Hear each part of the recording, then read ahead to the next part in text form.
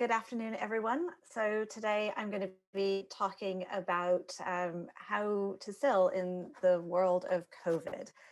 So first, I'd like to talk a bit about Peak to give you some understanding and a bit of background of what we've done, and then specifically what you can do within marketing, prospecting, by this I mean your SDR team, assuming that you have one, and then how to sell effectively to large enterprises. So first of all, I'll talk a bit about Peak. We are an AI company. We focus on medium and large-sized enterprises in retail, CPG, and manufacturing, and we're helping them harness the data economy and put AI in the heart of their businesses. And so we're looking at a very transformational digital transformation sale. This is to give you a flavor of the types of companies that we work with. We are a UK-based company, and so a lot of these are UK retailers and manufacturers. We're an AWS partner, and Gartner has listed us as a cool vendor. And then just a little bit about me, so you understand why you should be listening to what I have to say. I am the Chief Customer Officer at Peak. I've been here for 2 years. I joined as Chief Revenue Officer to build out our sales team. I took it from 4 people to 20 people in the first year.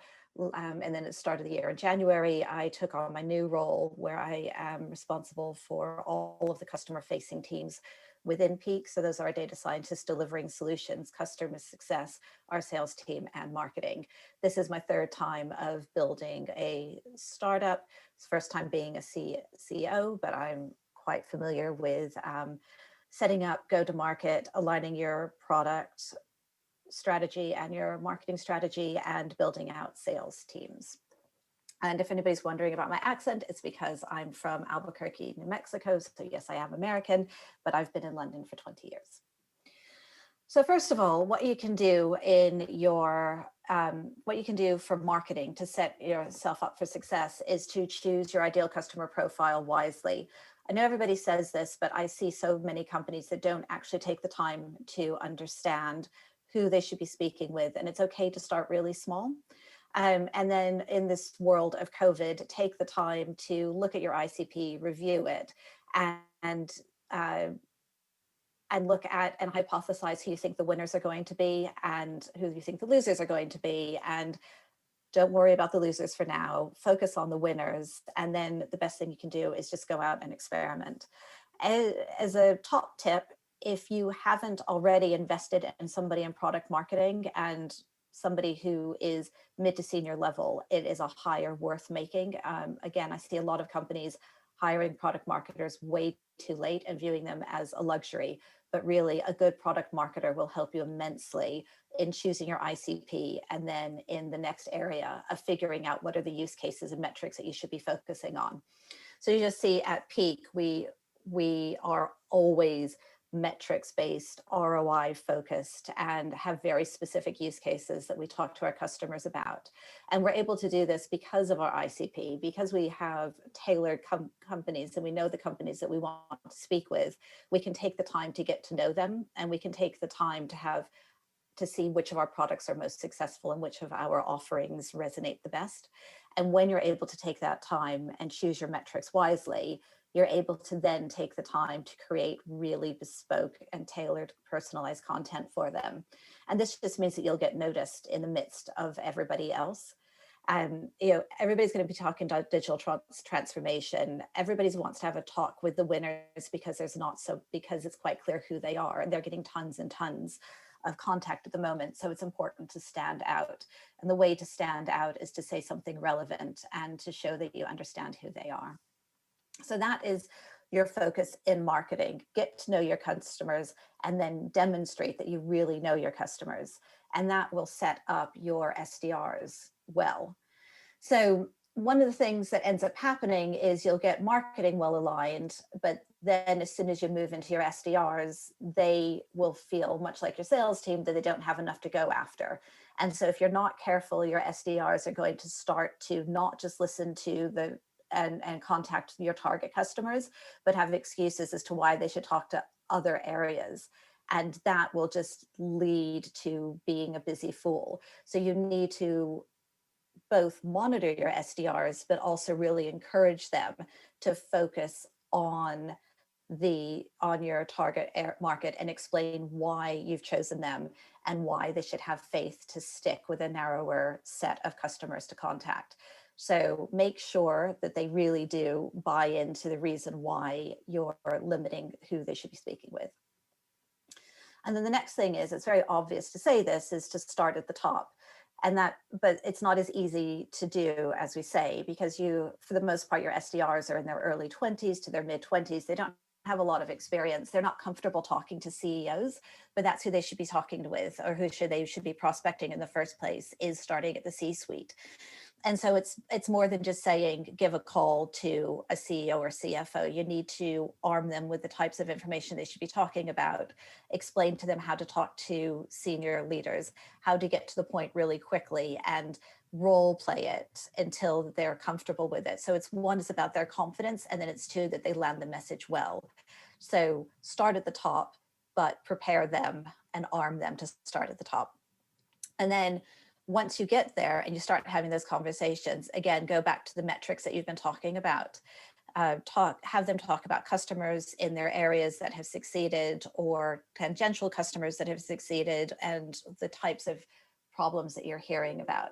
And one of the benefits of starting at the C-suite is, if they do say that they're too busy, but they're kind of interested, what you can use, and this is our question that we have, our go-to question is, who can pick this up if you're too busy? And again, it's really simple, but it works an absolute treat, because you're not trying to fight the fact that they're busy. You're just saying, right, fair enough, but clearly you hear an interest here. So who can we speak with? And this way we get introduced to the next layer down. So you might not get the C-suite, but you'll be getting the VPs, SVPs, and director level.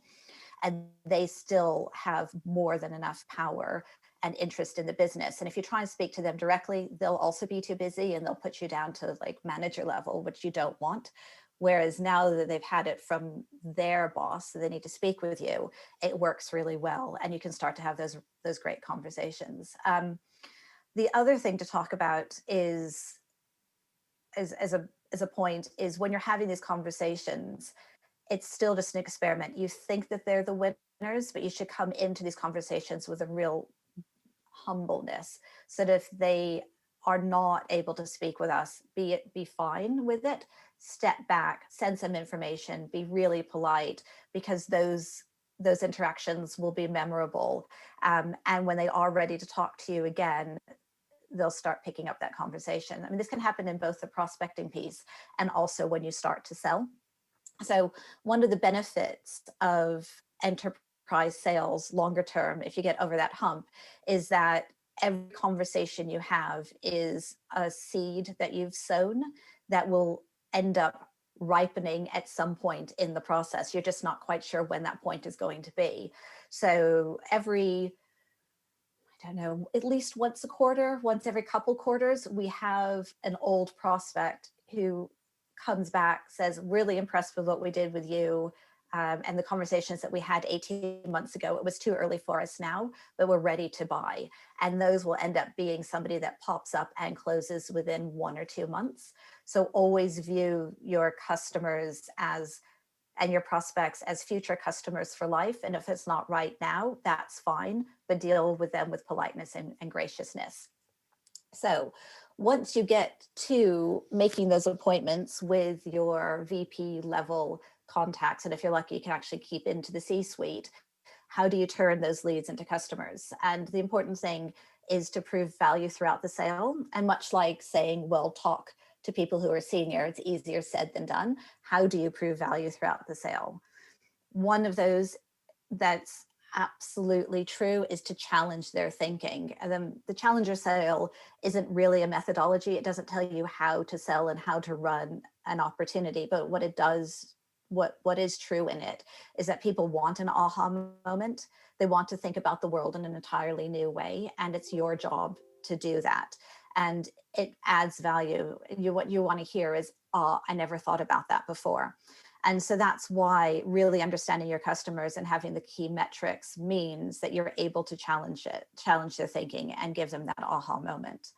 And then once you've done that, what you need to do is get to know their business really, really well.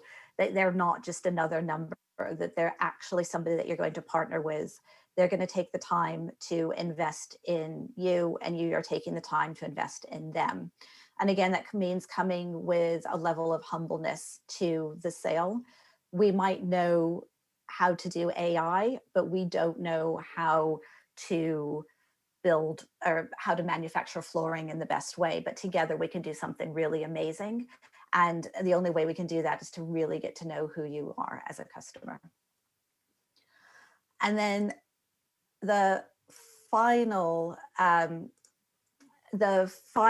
thing that I should say is I've been talking kind of randomly about metrics, and in this COVID world, the metric that matters more than any else is cash.